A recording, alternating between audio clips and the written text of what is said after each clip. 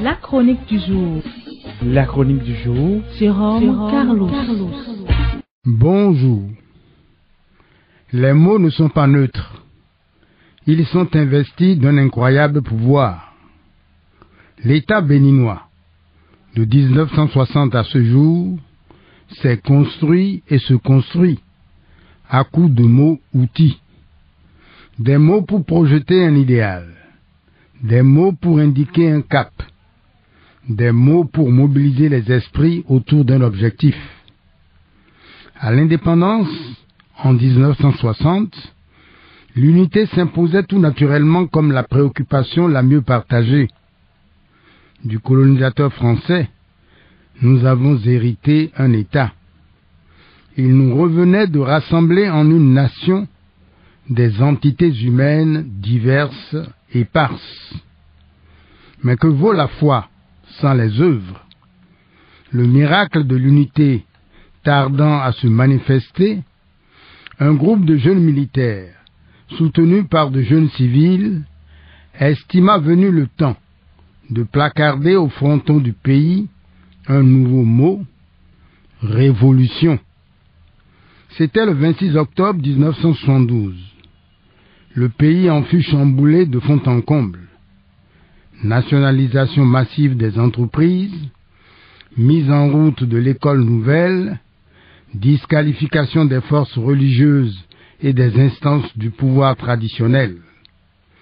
Il s'agissait, citation, de liquider l'ancienne politique à travers les hommes et l'idéologie qui la porte. Fin de citation. La révolution occupa les esprits pendant près de 2 décennies, mais finit par se perdre dans les sables mouvants des faillites en cascade. Au revoir la révolution, bienvenue le renouveau démocratique. Une conférence des forces vives de la nation fut nécessaire pour faire le ménage et pour faire place nette. Les échos de cette mutation politique à l'aube de l'année 1990 débordèrent les frontières du Bénin.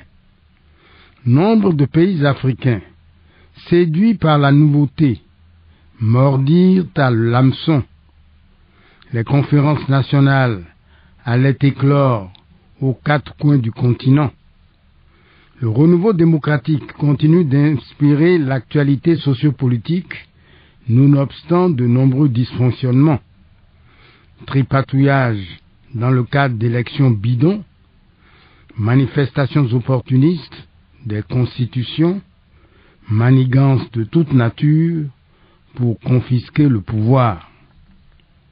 Sous Kérékou II et III, soit de 1996 à 2006, le concept du minimum social commun, qui portait la griffe de feu le professeur Albert Tévodré, a fait l'actualité, mais n'a pas réussi à passer la rampe, à s'imposer comme un levier idéologique pertinent.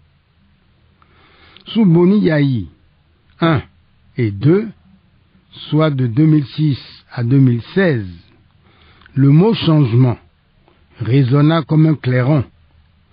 Il fut suivi peu après par les mots refondation, émergence. La mayonnaise, une fois encore, ne prit point.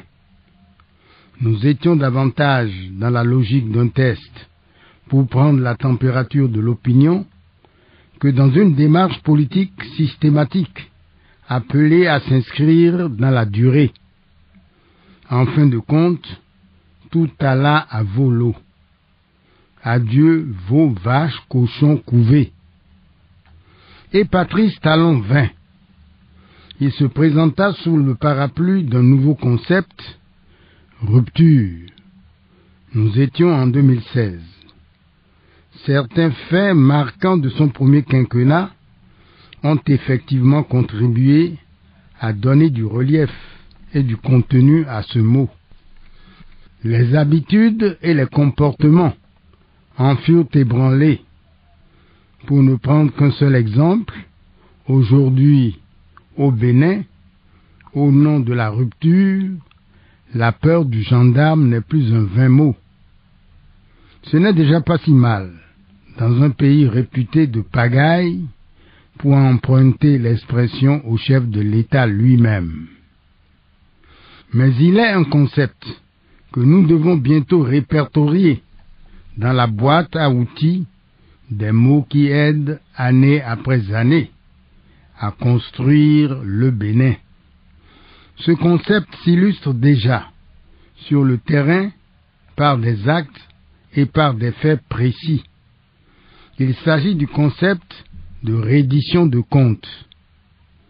Pour fermer son premier quinquennat, Patrice Talon s'était fait le devoir de sillonner nos 12 départements, nos 74 communes, et c'est là, sans nul doute, un vrai face-à-face avec les populations. Cela s'appelle reddition des comptes. Par ailleurs, face à la crise socio-économique qui frappe notre pays, Patrice Talon a fait organiser partout des tournées d'explication. De la grande ville au plus modeste hameau, aucune localité n'a été oubliée. Dans quelques jours, nous allons aux urnes, à l'appel des législatives. Les 109 députés qui tireront leur épingle du jeu, auréolés de nos suffrages, doivent le savoir.